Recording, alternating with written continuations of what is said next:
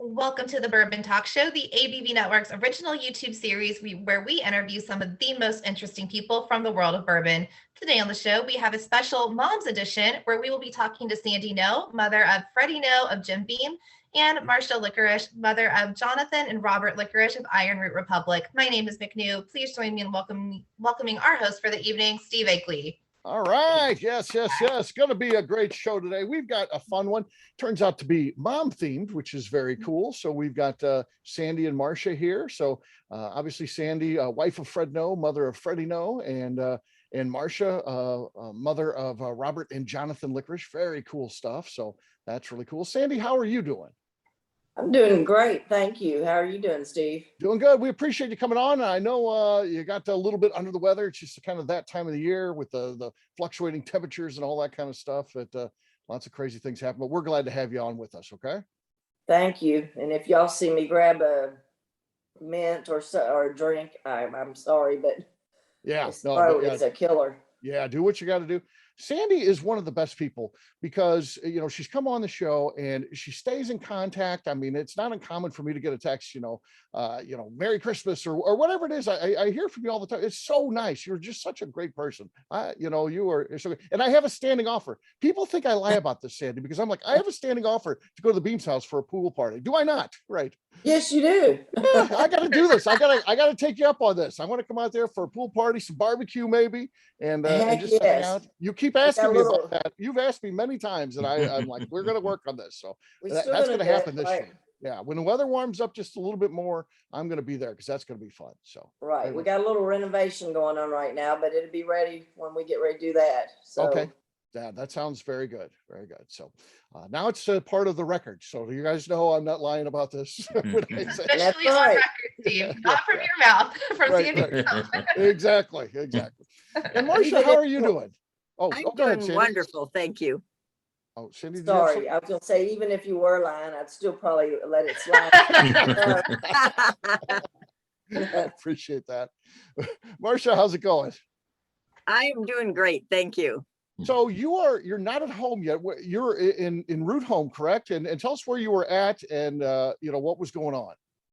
Well, actually, I am sitting in London. I just about 30 minutes ago finished dinner at the World Whiskey Awards and had just a fabulous evening of meeting so many of the icons in the whiskey world, and it's it's a good time to be in London.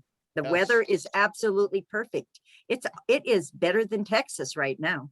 Wow, nice. Congratulations. Of course. And we really appreciate your dedication. You sent me a message because it's like midnight where you're at right now. So we really appreciate you coming on again. There's some effort there to, kind of in the middle of the night to be on with us on the talk show. So we really appreciate that. My pleasure. And were any news? Were there any awards given out or anything you could talk about before we get there to were the show? Lots of awards given out, and I love seeing we see a lot more things being recognized from the United States, not just from the European countries. But Iron Root was given the best corn whiskey in the world again this time, but it was for our Icarus. Wow. And the exciting part about that is, that's kind of, we've upscaled that corn whiskey to, as we say, we're treating our popper like a prince. And we've put that beautiful purple corn European oak in finishing barrels. So it was in Isla Peat barrels and Tawny Port barrels. And so for the fact that they have recognize that is just exciting for the category. It kind of shows where the corn whiskey is getting a little bit more recognition than it has from the past. So that was a lot of fun tonight. Wow. Well, our sincere congratulations on that. Thank you for sharing that with us. That's a major scoop here for watchers of this particular show. That's very exciting stuff. So congratulations. That's huge. That is for us. Yeah. Thank you. In the world. That's the world. Stuff. That's right. Yes, in the world. So very cool stuff. Well, we'll talk to you guys in just a few. We always kick this thing off where we share 3 stories of what the heck is going on in the wonderful world of bourbon. And we'll kick it off today, McNew, with the story. We were off last week for St. Patrick's Day because it happened to fall on Thursday, which is the night we record. I figured, I don't know if anybody's going to be available to record. A lot of people like to go out and have some fun. Matter of fact, because we had a night off, I went out and had some fun. We celebrated all kinds of stuff because I'm so busy. We saved up all these things. Like my daughter got a promotion at work, and we got all these great things going on. So we had a moment of celebration. We went out to my favorite place, Sam's Steakhouse in St. Louis. So we went there. That was cool. But we do have some St. Patrick's Day news because before we got to St. Patrick's Day, the night before, we did a blind tasting, and it was part 3. It took us 3 parts to get to this. We narrowed down all these different whiskeys, and we were looking for the best Irish whiskey under $50. And the winner was Slane. And again, I'm not a big Irish whiskey person, so I don't know a whole lot about it, but I'll tell you what, that was some really good stuff. So, our audience is bourbon drinkers, but that's worth trying. Very well priced. So check it out. If you're looking to expand your palate a little bit, check out Slane from, that as a great value Irish whiskey for sure. What's that, McNew? Sorry. Congrats to Slane on that. It's a good win too. That's big. Here's an interesting one, because when I think of bourbon and celebrity partnerships, I never really think of good things. It seems like a lot of times it's more about the name that's on the label versus the product that they're putting in the bottle, which is never a good situation for me. But Conor McGregor, his whiskey Proper 12 won second place. So the MMA fighter has got a celebrity Irish whiskey, and it won second place on our value Irish whiskeys, I need to say. Yeah, so, I know a lot of people that like that one, but they're also the people that are into the fight. So I'm like, do you really like it, or do you? Right. Yeah. So I don't know if it's a proper a liking. This was 100% blind tasting, so that's real. We did have a couple Irish whiskey fans, and as they were tasting that, they said some of the earlier batches that came out weren't as impressive as this one was. So maybe they've evolved it over time, so it got a little bit better. So yeah. So that may be worth checking out too. So that's interesting. McNew, you and I were part of the group, and even Justine, who's on here in the studio audience, we were part of the group last week where we kicked off our Bourbon Behind the Scenes, which is the new thing that we're doing. We get together with a group of our fans, and we go to a couple different distilleries in a day. We go out to dinner. We have a bottle share at the hotel in the evening. And we kicked it off last week with a couple of great craft stories, MB Roland and Leatherwood. So we went to both of those, and that was a great event, wasn't it, McNew? Yeah, both places were fantastic. Absolutely lovely to us. We just had a blast. We had the best group of people too. We met some new people. It was fantastic. Yeah, that group was filled with a lot of new fans. Matter of fact, some I'd never even met before, so they had signed up for it, which is very cool from the audience. And neat distilleries. I highly recommend both of those. Get out, check them out, what they're doing. Both owned by veterans. So Army infantrymen in Paul from MB Roland, and Green Beret at Leatherwood Distillery, and Andy at Leatherwood. So yeah, check them out. They're great stuff, great stories. So for sure. Third and final story. Get ready, McNew. It's getting so close. I know I was hoping to have this locked up by today. We have to meet with an inspector first before we can sign a lease, but we've got a home for our new ABV Network bottle shop, which we're going to be doing strictly barrel picks at that. And that's going to be a cool thing that we've got coming up. It'll also be a home of the ABV Network headquarters. You'll be able to buy merchandise and gear like that at our store in St. Louis, which is pretty cool. And we'll be doing some podcasts, and a lot of it focus on education and things like that. So we really want to have a lot of classes and stuff like that. Things like we do that we've done a lot of things like that online. Now we'll have a home where we can do those sort of things. So it should be pretty cool. So exciting. It's a whole new world for you, Steve. It's going to be great. Yes. I've been meeting with my partner, of course, Jim Fosnot, who works for Total Wine. So great retail liquor experience. The two of us have partnered on this. We've been meeting every day. We go up to Starbucks and make our to-do list of what we got to do. And it's literally at this point an everyday thing.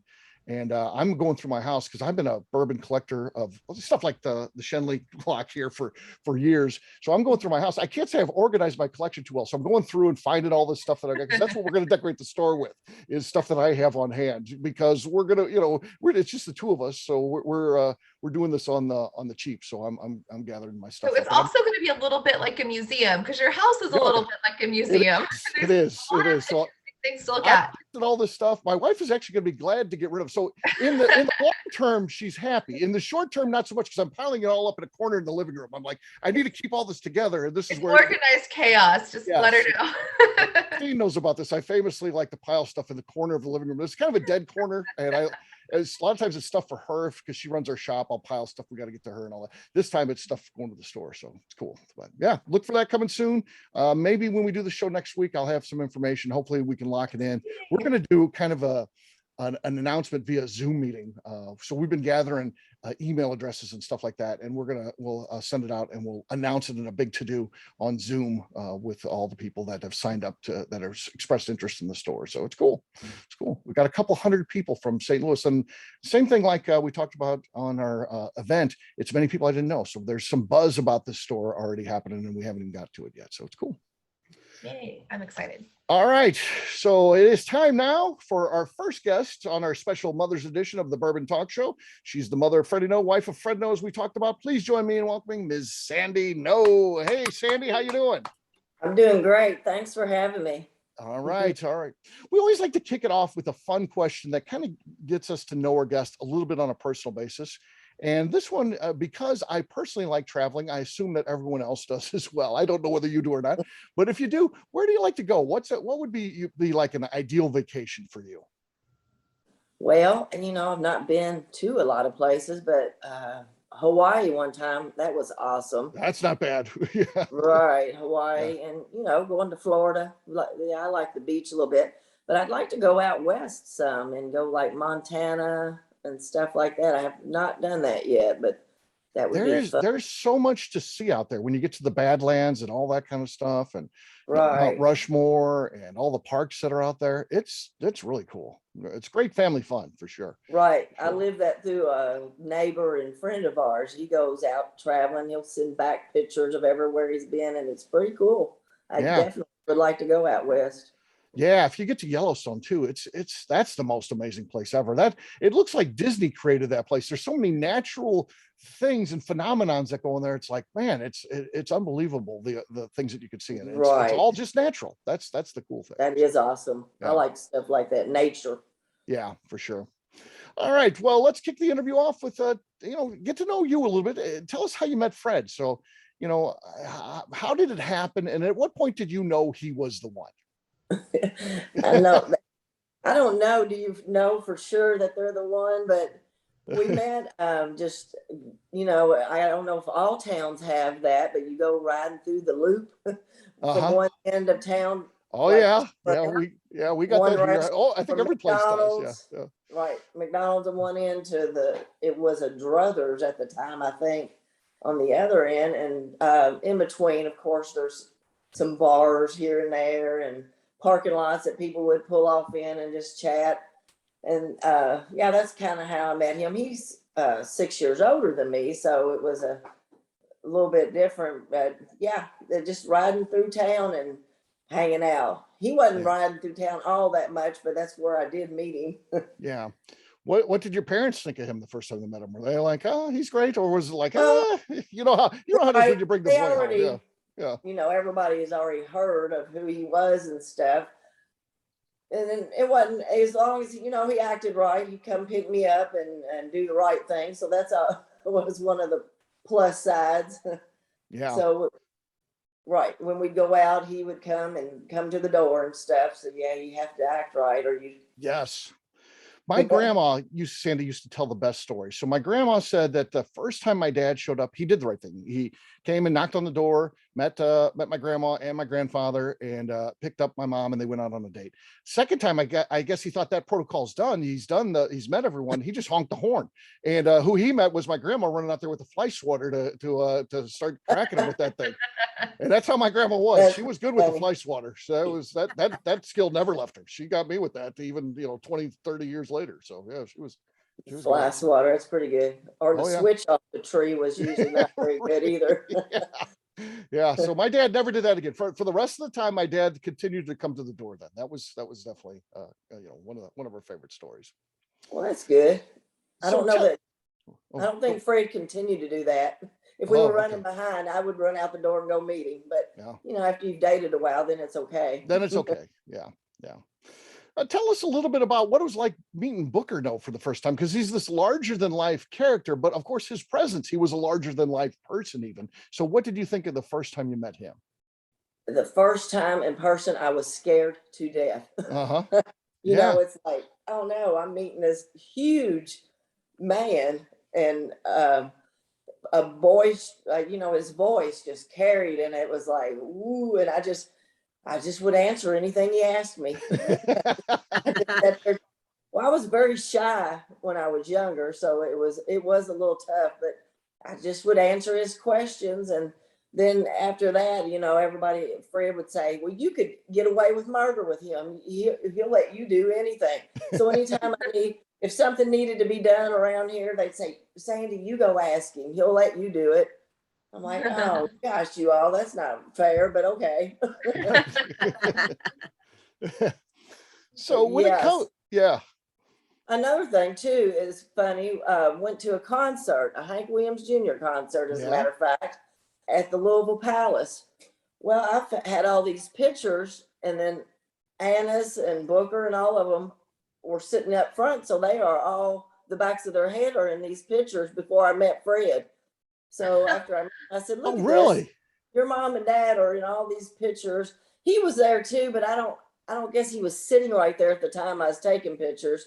But it's kind of crazy because we were like in the next tier back and they were up in the front. And so I got them all in my pictures. Yeah. And that was before I even knew who he was. Sandy, did you put that together, or were you just happen to be thumbing back through those pictures and like, wait a minute, this is them? Yeah, a little bit of both. That's crazy. Yeah. Yeah. What are the chances? Yeah. Exactly. Yeah, that was kind of wild. Yeah. When it comes to what you enjoy drinking, do you enjoy drinking your whiskey neat? Do you enjoy cocktails, or are like these new Jim Beam seltzers? Is that something that you're interested in? I do like those seltzers. They are pretty too. good, and I like a mixed drink, and I can do neat, but I'm not a big fan of doing it neat. But and it depends on where you are, what you're doing, and I try, because we got our famous whiskey sours that we make that are pretty good. I made a couple of batches of them on Saturday night, and so and I like making like a Kentucky Mule with some of our rye. So it just depends on what mood I'm in, and can't go wrong with Jim Beam Black Label. I drink that a lot for just even a mixed drink, or I put a little Diet Coke. Like Booker said, you drink it any damn way you want to drink it. Right. And I do. Yeah. Yeah. So, you live in a place that's known as the bourbon capital of the world. And you have two of the most recognized people from the world of bourbon that you're with, and your husband, Fred, and your son, Freddie. And what's it like for you guys to go out to dinner even, or to the grocery store, or to, shopping for clothes and stuff like that? Are they stopping you guys, or is it more like, they're the local celebrities, let's kind of leave them alone? Both. Sometimes, sometimes people will come up and just, not even people, but being in a small town like this, usually we see a lot of people out that we do know and are friends with that we'll talk to. But yeah, there's sometimes people will come up and just say how much they love the bourbon and stuff. Because, there's the new restaurant down to the Distillery, the Kitchen Table, which is very good restaurant. So yeah, we eat down there quite often, and people in there come over and say stuff sometimes too. So yeah, it's both, and it's they're recognized. Even me, knowing that I'm married, to Fred, and Freddie's my son, I kind of sometimes might get a little out of hand until somebody will come up and I don't know them and they know who I am, and I'm like, oh, I better watch what I'm doing here.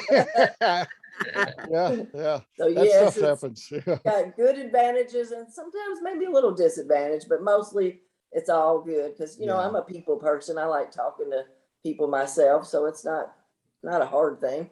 Yeah, I think that for the most part, bourbon fans are pretty great. So I assume that anybody that's approaching you guys, it's it's love. I mean, they like what you're doing, they like your products, and obviously they love the personalities of Fred and Freddie. So it's probably flattering in some ways. Though if you're busy or something like that, I can see where that can get a little bit bothersome. Most definitely. Usually not too busy to say stop and talk for a little bit. Yeah, and it is kind of different because they consider us celebrities, where I do not consider us celebrities. We're just everyday people that do the same thing like everybody else. You just are maybe more known is all, but Right. Yeah. I Yeah. don't consider us celebrities at all. Yeah, absolutely. Well, we need to get some money in the budget, and we're going to have an exciting thing when it's time for a McNew question, but we don't have anything yet. We're going to get sound effects and lights show and all that. But for right now, we don't have any of that. So, but we do have McNew gets to ask a question every time we do one of these, right in the middle of the interview. So McNew, what do you got? Yeah, Sandy. So a lot of interviews with you, they really focus on the distillery, Freddie. But what about you? What are some of your hobbies, or what do you like doing in your free time? Well, you know, a lot right now. I love playing with that grandson. Oh, he's so he's cute. he's the sweetest thing. He came over today, as a matter of fact, and came in there and wanted me to play some. And I said, okay. I said, I don't know if you want to get too close to me because I'm not sure if it's allergies or cold I have. So, but yeah, we played for a little while, and he is just he's a mess. we have a big time for sure. And you know, I don't do too many hobbies. I don't really have hobby. I like doing whatever. I like, you know, we're talking about sitting out by the pool and doing one of these. Well, you know, when it's getting close to pool time, we've been already gearing up and talking to our pool people about getting it clean, and we're doing a little renovation back there. And so that's my hobby. I like taking care of the pool, making sure it's clean, so when we want to use it, and just, you know, doing stuff. And, you know, with COVID around, heck, we haven't gotten to do near the things that we would like to do. But yeah, I like doing whatever is with the flow. You know, I have been like arrowhead hunting a few times, and I do like doing that. It's pretty cool finding arrowheads now. Oh yeah. I do like that kind of deal. Yeah, that is fun. So Sandy, you know, during your time from dating Fred on forward, you've kind of seen this transformation really in the industry, but of course you've seen it even a step further than most of us because you've seen it happen to individuals. So Booker Noe, very much, you know, when you met him the first time, he's, you know, distillery worker, and he's a, you know, distiller and all that, but then they ascend to this level of being a rock star, and really he's part of the transformation of that. You know, when they sent him out on the road, that kind of turned things around, where customers love hearing from a person like him and all the great stories and all that. And it changed really what a master distiller is. And so you've seen that happen to him. And then you saw it happen to your husband, Fred, again, one of the most famous people in the history of bourbon. And now you've got your son, and he's at the start of that, but he's definitely headed down that path. He's doing some amazing things already. So what's it like watching these transformations as you've got to see, you know, in the process of seeing a third one happen here? It's kind of just mouth dropping, you know, watching how long people will stand in line to get their autograph and, you know, sign a bottle and stuff. It's rather amazing. And, you know, and Booker was always, if you came to see him, he didn't care how much longer it took. If he didn't get to eat or whatever, he was going to stay and talk to every last person that waited in line to talk to him. Wow. So that's kind of the way Fred and Freddie both are. Yeah, they like, you know, they know that that's what helps them sell this good juice. So yes, that's definitely a plus for them. They like to do it, and they like talking about themselves. Yeah.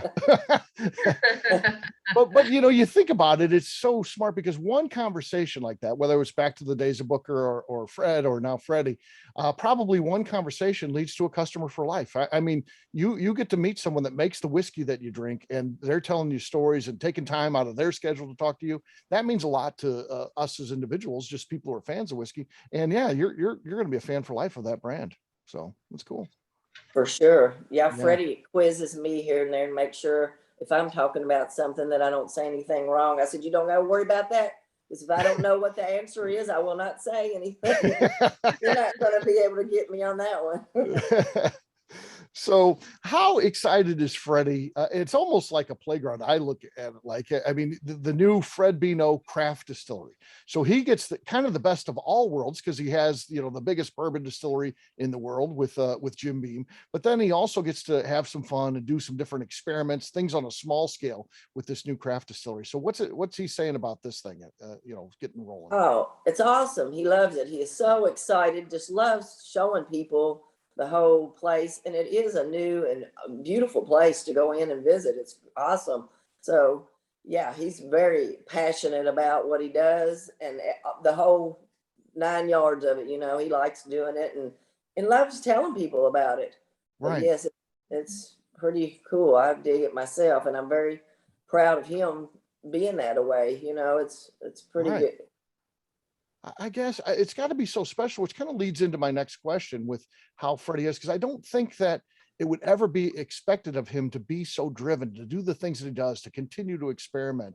And I know, because I work with so many craft distilleries and what we do at the ABV Network, how many of them say Freddie Noe contacted me and said, how are you doing this and all that. So he has these conversations with craft distillers across the country. And I'm telling you, this would never happen in any other industry. I was a food broker, so I worked in all kinds of industries. And the person who's getting ready to take over Hershey or the Mars candy bar company would never call like a small candy bar producer and say, how do you make this, or what do you do with that? Would just never happen. They would be like, oh, we're a big deal, we don't talk to the small brands. But Freddie does that stuff all the time. And why is he so driven like that? Why is he a person who's like, everyone has a good story to tell and I want to hear it? Well, I'm thinking growing up with his granddaddy. I mean, he watched him be passionate about it and wanted everything to be right. And, he wanted the consumers to have that experience too and have good taste and stuff. So yeah, he's passionate about it for sure. And, I just think he's so creative. He's just got a lot of things he wants to try and do. And he's the same way with food. He's a good cook. He likes cooking for us, and he tries out recipes on us all the time. So he's always trying out bourbon recipes for sure. Yeah. And, got the eye for it and the palate for it. So he does a great job. Yeah, absolutely. Another thing that you've been through, and this is you personally, is raising Freddie and having a child whose lineage would dictate from the time he's born. He's the 8th generation distiller. But again, you want a child to grow up and do whatever they want to do. You hope that they always are going to go in what has been the family business, but you have to allow them to grow and want that themselves. And now you get to see it from a little bit different perspective with Freddie having 2 children of his own. And what is it like with Freddie's kids and hoping, I'm sure, that they're going to go in the business, but allowing them to do what they want in life. Right. Well, right now that's what they're doing. The granddaughter's into soccer quite a bit, but she understands the business too. And I think she would like to be in it. Right now she's saying she would. And then as far as little man, he's only going to be 4 this year. So, you don't push anybody into that exactly, because they got to make their own decision. And it's like Freddie, we were hoping that he would, but not going to make him or try to make him. And I think once they see like the family history and understand the passion that is in it and further in it, they'll probably want to come on and do that. I would like to think so. Yeah, absolutely. Our last question's always a fun one. And we were talking before we got started, that one of the best things you can do from the world of bourbon is go to either a Fred or a Freddie event where they're talking, they're the featured speaker.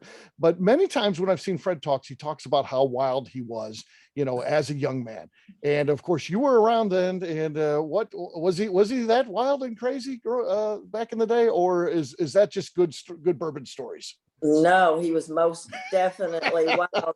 You have to wait until that book comes out when he's not around anymore. I don't know that the bourbon industry or his job would appreciate him saying he was definitely wild, but he, like I said, he's 6 years older than me, so he had settled down somewhat, but then I got to hear some of his stories. And I mean, we did have a lot of fun at a younger age, there's no doubt. Yeah. And some things, I probably don't need to be told again. For sure. Yeah. That's how you learn and not to do it again. But it was fun. That's the main thing. And then when you get older, you look back and he tells some good stories for sure. Oh yeah. Yeah, he definitely does. He definitely does. Well, Sandy, thank you so much for joining us. A little round of applause for Sandy Noe for joining us today. Well, Please, thank you. Yeah. Please stick around to the end and we'll have you share, whatever you like to share, social media or anything like that. That sound okay? Sure. I'll hang out. No problem. All right. That sounds good. What we'll do next, we'll take a quick break. And then when we come back, we're going to be talking to Marcia Likarish. We'll do that in just a few. Today's show is sponsored by Moonshine University. Moonshine University offers programs to assist individuals in the bourbon industry or simply fans wanting to step up their knowledge. Whether you are looking for in-person learning in the classrooms of Moonshine University or are looking for self-study online, there are options to fit your unique needs. Check them out at moonshineuniversity.com. We are also sponsored by the ABV Network's Distiller Summit in Key West, Florida. This 6-day event features events and networking opportunities from January 24th through 30th, 2023, when there's no better place in the world to be than sunny Key West. Get more information on our website at abvnetwork.com. Key West, we're already looking forward to that, right, McNew? Can't wait. Like, this year's going pretty fast. It's going to be here before we know it. So It's true. I can't wait. It's true. This is good. It is going pretty fast. So yes, join us in Key West. It's always a good time. We had about 45 people this past year, and hopefully we'll have 65. I think that's going to be the goal. 65. We'll get 65. I think that's easy peasy. We'll get 65 people. All right. That sounds good. That sounds good. All right. Our next guest is the mother of Jonathan and Robert Likarish of Iron Root Republic. She's done a great job as a mother because her boys knows who's in charge when it comes to family dynamics. Hint, it's always mom. Please join me in welcoming Marcia Likarish. Hey, Marcia, how you doing? Hey, so Marcia, we always, again, like to have some fun with the first and final question. So the first question for you is, if you could own a home anywhere in the United States, so we're talking about a second home. So somewhere else, obviously you need to be based out of Texas to, where you've got your business. But if you could have a second home anywhere else, where would that be? Oh, I am from Montana. My husband and I both grew up there. We still have family there. And I would definitely go back. They live up by Flathead Lake, so it's a wonderful place to be in the summer. And you know how hot it gets in Texas? Yeah. So it is a, I would love to have a place maybe to go escape that heat sometimes in the summer. And it's just, I think once you've grown up in the mountains and you've lived in the country and things, it's always kind of in your soul a bit. So I would love to go back, I think, in that area. Yeah, it's beautiful, isn't it? Yeah. It is. Yeah. It is. Yeah, and you feel like you can drive 100 miles on the hour on the highway because there's just not a lot of people there too. So are you talking 100 miles an hour? Yeah, it was one of those places that didn't have speed limits there for a long time because you never saw too many people on the road. But yeah, I think there's more people in the city of Dallas than there is in the state of Montana. Yeah, so, yeah. The only thing I found you got to be careful for out there, because again, not a lot of cars, not a lot of people, but like those pronghorn antelope, I saw a lot of those around. The deer, yeah. There's plenty. When you're driving down the highway and you see the signs and it's deer crossing, right? Right. Yeah. Be careful. Yes. Proceed with caution. Keep the things in your wheels so that it makes the noise, so that you hopefully it's going to scare them away, right? Yeah, absolutely. So let me see if I get this right in the beginning. So as all this starts out, so Robert is going to school. You guys are living in St. Louis, and which is my hometown, which is cool. But so he's going to school, and at Christmas dinner, he decides to tell you he's almost done. He's getting ready. He's near the end of getting his law degree. He's going to be a lawyer, at least up until this point. But at Christmas dinner, he decides to tell you he doesn't think he wants to be a lawyer. And he's thinking he wants to start a distillery. And Jonathan, your other son, who's got a great job, says, well, if you're going to do that, I want to do that too. And is this literally how this thing got started? That is exactly how it got started. I always tell people when we're doing the tours, the seed was planted when we were out in Washington State, and we were doing we went out to dinner, and next door was a distillery, and we'd never been to a distillery. So we thought we would go in. Well, John and I are from Butte, Montana, and Butte, Montana is like the home of the Copper Kings. So I always say that, when you walk in and you see all this copper, it's like in your blood. And if you grew up probably in a mining town, it probably is in your blood, right? Right. But you just have this sense of connection to the metals. And John is a metallurgist. And so there was this connection, and it's that good time, and you're tasting spirits. And And then we walked out and the guys are talking. They say, someday we want to be, this would be something wonderful. But let's fast forward that 4 years. And I think Rob had decided that practicing law was not really where he wanted to be. He'd worked in law offices, and I think at this point he was thinking, what am I going to do? What am I going to do? And then that little seed started growing, and I think he spent more time that last year of law school, maybe looking into distilling. And he and Jonathan, I think, must have been talking behind my back a little bit, okay. because Jonathan jumped into that almost too fast, Right. considering, Jonathan he has an industrial engineering and pre-med out of Texas Tech, went on to St. Louis University and got a master's in biomedical engineering, Wow. went on to WashU and was working on mechanical before he— One of the toughest schools in the country, by the way, WashU. It's very, yeah. So you're talking some major smarts here. I mean, WashU. And then he went down to Medtronics in Fort Worth and was worked designing saw blades for neurosurgery. So he really had, nice job and things. But when Robert mentioned this, he said, I'm not going to work in a cubicle and let you have all the fun. And, their dad has always worked in industry. In fact, he's worked in the mining industry for 50 years. And he said, you know what, if you guys want to do it, he said, do it. Follow your dreams. Nobody can, you've already got your education. Nobody can take that away. Yeah. And they jumped into it. And about that time I was, I'm a speech pathologist, and I was in St. Louis. I wasn't working. And I said, let's do it. But we got into it really quickly because I don't know if Rob told you that the last, he was moving out of his apartment. We packed up his apartment. We went out to dinner and we came back and the whole apartment complex was on fire. And he lost everything he owned. And being a good student, his insurance was out at the end of May, and the 6th of June, when it burned down, he had nothing. And so he came home. We were living in St. Louis, and you sit there looking at each other for a little while. And I said, I guess it's time for us to go on to the Bourbon Trail and follow this dream of yours. And so we headed to Louisville. Wow. And accidentally, by chance, I walked into Vendome and talked to them about stills. And of course, we knew nothing about what they were talking. They could have been speaking Chinese, asking us about everything, but we had signed a little piece of paper by thinking it was just that you signed like a welcome list. And 2 years later, when we got ready to do the distillery, we called them up about getting a still, and there were like 2-year waits. And they looked at us and they said, oh, we're getting ready to call you. You're next on the list. Wow. Said, fate really played a part. And Louisville kind of was our start. So we get, in Kentucky, why not? That's right. Where that's kind of where when you think of bourbon, you think of Kentucky. Yeah.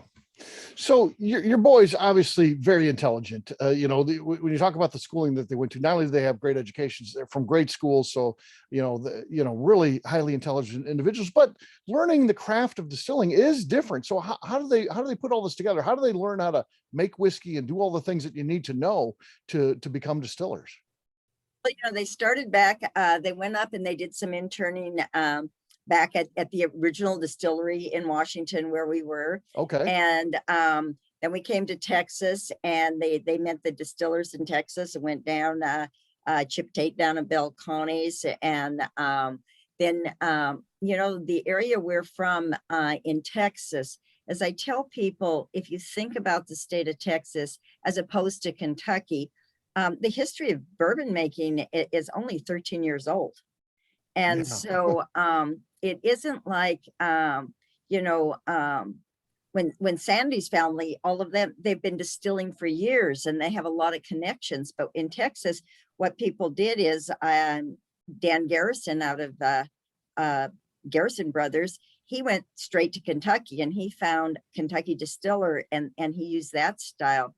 Then you go up the road at Balcones, and Chip Tate, who was starting Balcones at that time, he had gone to Scotland. And so he came back with a lot more of the single malt and his background. But when you get up in North Texas, where we are, we actually have a winemaking. Our terroir is different. We have sandy, we're on the Red River. Our soil is different. And so they started going to brandy classes.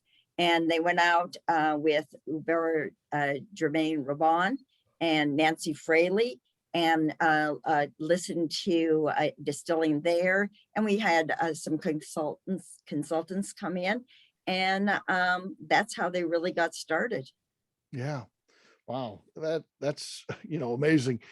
And, when you start out, your boys obviously said they're going to do this, but you joined them. So it ends up being the three of you. Your husband had to finish out that career in mining. He wasn't quite to retirement age, so he had to stay back in St. Louis. The three of you go down to Texas and start the distillery. Tell us about those early days when it was just literally at the start, when it was just the three of you.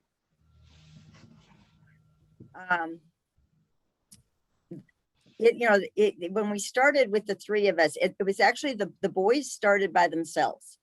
And then I would come down and visit, and we learned quickly that you cannot run a distillery with two people. Mm-hmm. That there has to be somebody, the rule was you cannot be at the distillery by yourself. So it came that I kind of was the balance person.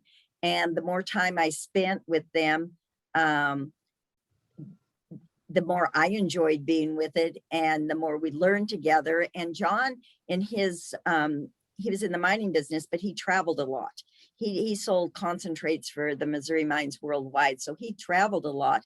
So it was natural to be down there. And when he came home, he didn't want to be sitting in St. Louis. He wanted to be down there with the distillery. So whenever he was home and around, he wanted to be back down there. So we started it, and it was a really a fun experience, because everybody was learning at the same time, and depending on everybody to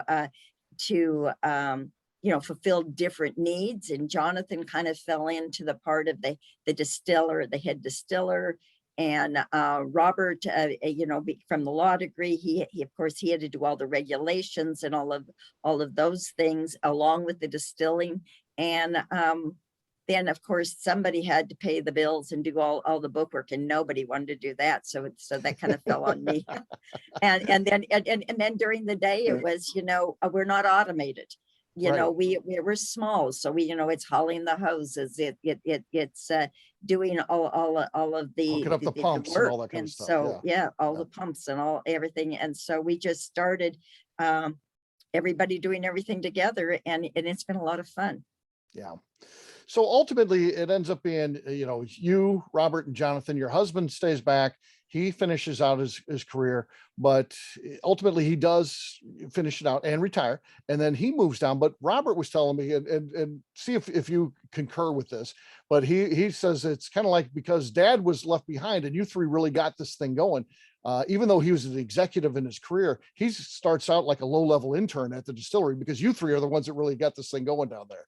Is that what you felt like too? He's only been here a year. Yeah, I mean, he's a new guy. So, he's a new guy. Yeah, so we call him Intern John.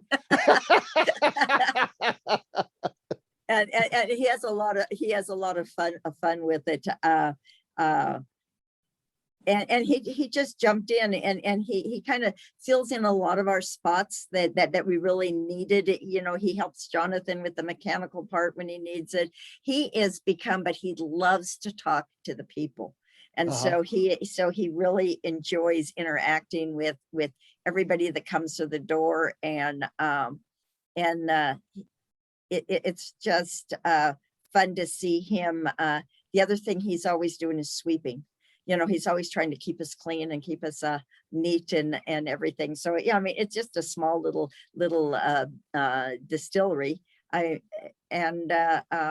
a place for everybody, and he just kind of fits right in. And when we got our new bottling machine, he kind of took over. So that's kind of his thing. And Yeah. so he's like the man in charge of that. Yeah. Very nice. It is time now for a McNew question. McNew, what do you got? So you might have already answered this by saying that you love Montana, but when you get a break from the distilling world, where do you like to vacation? I still have this this travel bug I like, and I love to go to Europe. And I have friends, and we love to do like the Christmas markets and the river cruises, and that is really where I enjoy spending some extra time.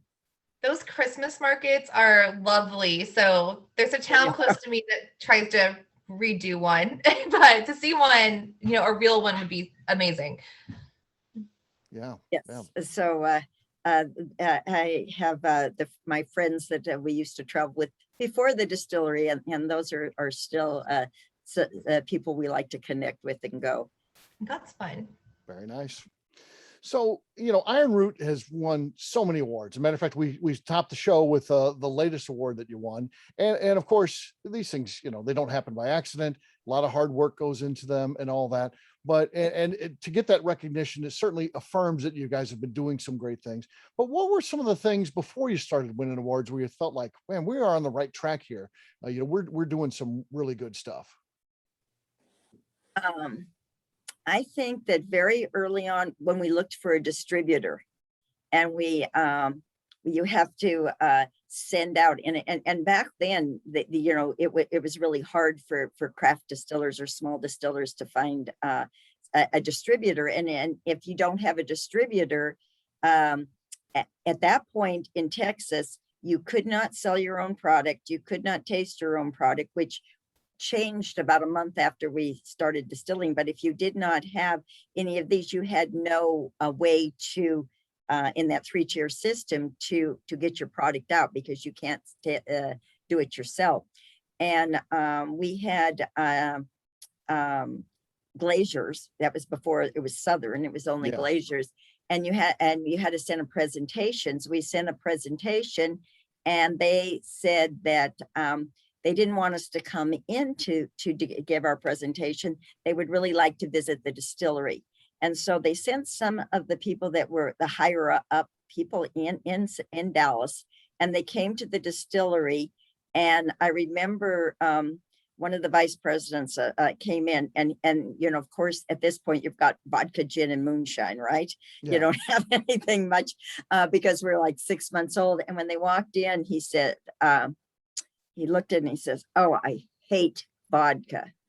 And we said, "Well, we don't make typical vodka. We make whiskey maker's vodka. It's non-chill filtered. It's and when he tasted it, he said, "I really like your vodka." So when he was tasting some of the raw spirits, and then they went to the barrel room, and they want to taste what's in the barrel. Well, it's only 6 months old, but at this point, when they left, 45 minutes later, we had a contract for them to pick up our products. And I think that was the first time that I really thought, okay, I think this is going to work out. We've got a distributor, and if they're tasting whiskeys, these people have experience. They know what they're doing. They haven't been in this business that long. And they're not, and they were only picking up like 3 or 4 of the new whiskeys like that a year down there. They weren't picking up a lot, so it really was encouraging from our distributor point to really get that positive feedback. Yeah, I could see where that would be a huge win early on. Again, before you're getting awards and stuff like that, but to have them come in, and again, people that know the business, tasting your stuff, that's pretty cool and liking it. So yeah. And we had and when we were only 14 months old, we had a company called Berry Brothers in Rudd. And they're one of the oldest wine and spirits company in the UK. And they sent us a thing. They were looking for a Texas because of a history with Texas, and they were looking for a Texas bourbon, and they asked people to send samples, and we laughed and we said, well, let's just send it anyway. And we got a call back from Doug MacGyver, that was their head blender, and he says, this is the bourbon I've been waiting for. And they actually purchased our bourbon before we ever put it on the out ourselves. And we sent, like 14-month-old bourbon, and they released it in London, and calling it Texas Legation. Wow. Yeah, that's really cool.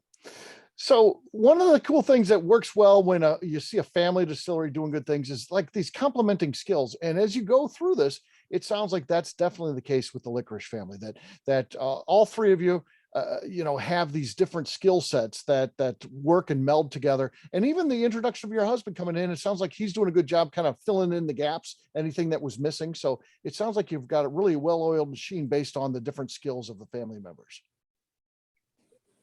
Things balance well, and we've learned together. We all do. We depend a lot on blending because we're small, and it's not like we have 500 barrels going together. It's like you put 4 or 5 barrels when you're starting, and boy, one barrel can make a whole world of difference and thing. So we learned to do blending together, and then this is what kind and we still do it together. Jonathan manages a lot of it. We taste our barrels, so we know what they are, and he decides usually which ones he thinks are going to go together, and then everybody makes the final decisions. So we really depend on everybody's ability to taste and be honest about it, because different people taste different things. And sometimes there's a taste, there's a citrus that I pick up more than they do.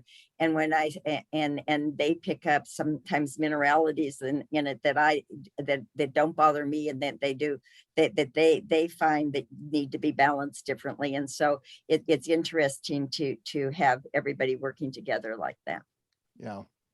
So you have this reputation in Texas as being the mom of Texas bourbon. So not only your boys at the distillery, but it seems like you're very motherly to the other distilleries when you're doing events and things like that, and fairs and festivals. So tell us a little bit about being that role with the nickname of the mom of Texas bourbon.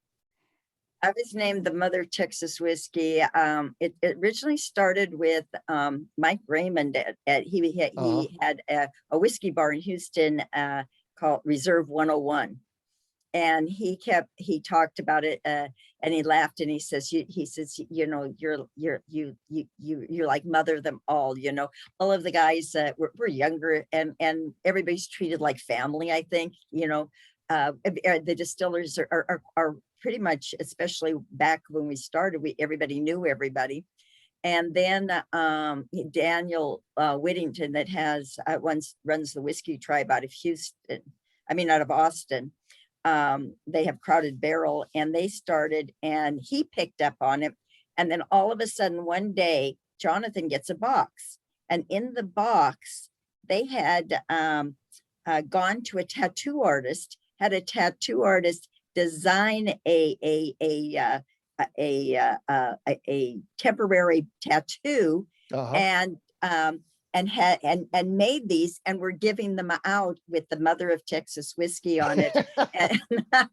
And then when you get people like the Whiskey Tribe, some of those YouTube groups, they pick up on it, and it's just kind of snowballed. And so that's where it started, and it just continues. So, being a distillery owner, that's not easy. It's hard work. But you have this unique situation where you're working with your family. So you're working with your boys and now your husband. So, does it feel like work every day when you're coming in, or does it just feel like this amazing time when you get to spend so much, time with your family as an adult?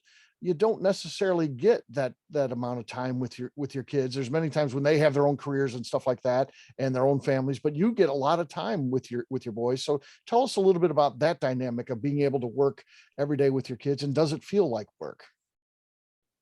No, I don't think it feels like work. Not like like my career that I had for 20 years, or John's.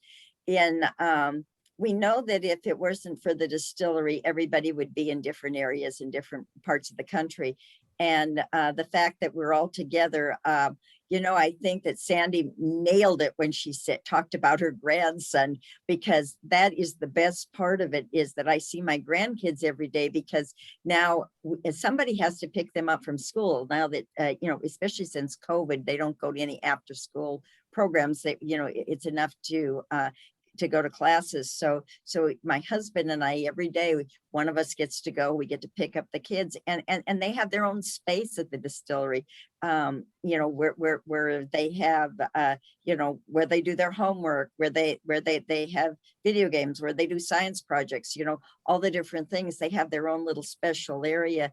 And it is so much fun to see them every day. And, that they just, I don't know, grandkids are the best.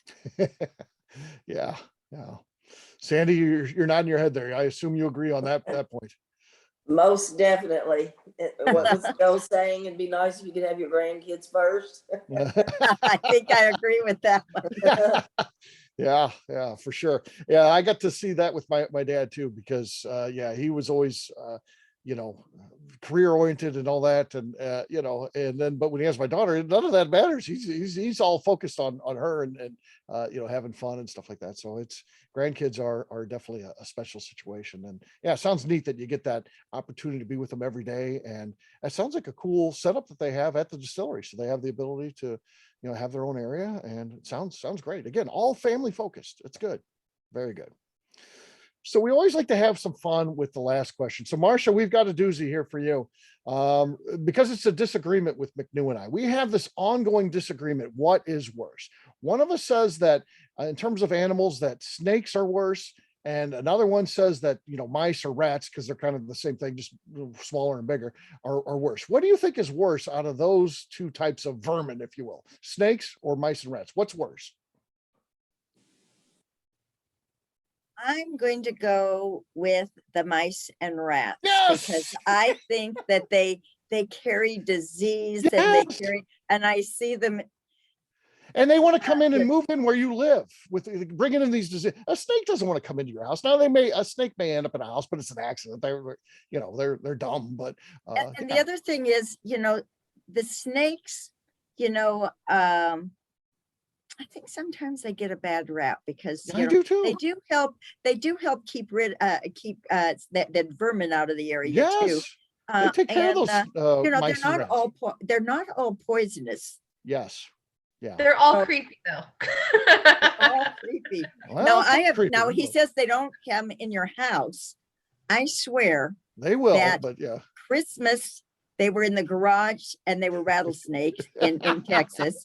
And then once I had this huge black snake on my staircase in Illinois. And then at the distillery, I'm going down, I came down the hall, and there is like a 6-foot black snake. They're the best. No, they're not. The black snake, they like eat their weight every day. They startle you. Oh yeah, you don't want them in the house or in the distillery.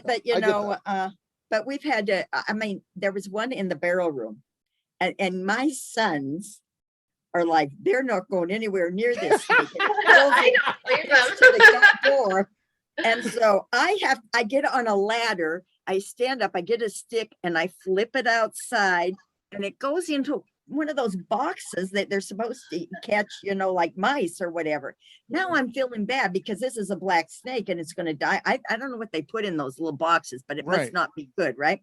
So then we get out and I get this big broom and push this thing out to the middle, and then open it and flip it. And there's my son standing back there running.